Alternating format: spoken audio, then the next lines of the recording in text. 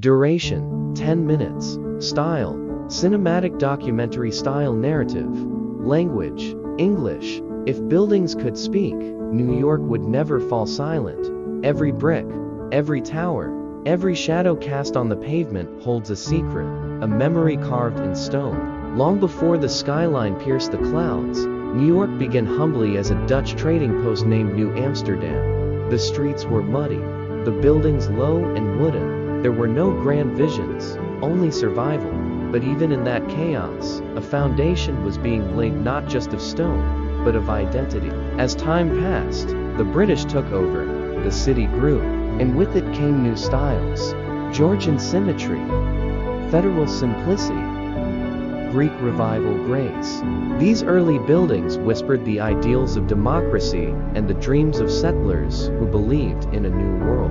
Then came the money. The late 1800s, New York exploded into wealth during the Gilded Age.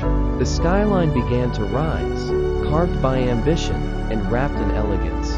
Fifth Avenue became home to palaces of the industrial elite. Carnegie Hall opened its doors. The Brooklyn Bridge connected more than just land, it connected people, power, and purpose. By the turn of the 20th century, the city looked up and never looked back. Steel became the skeleton of dreams, and the skyscraper was born. The Woolworth Building soared, dressed in Gothic skin, and crowned the Cathedral of Commerce. But the race wasn't over.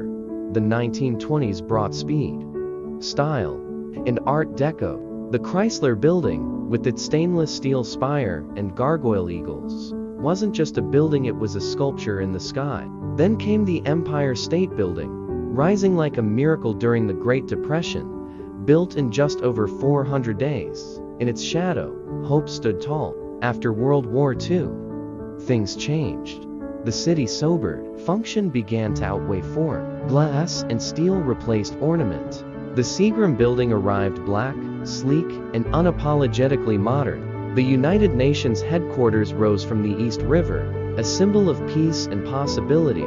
But not everyone was convinced. Some said the soul was missing, that the city was losing its character.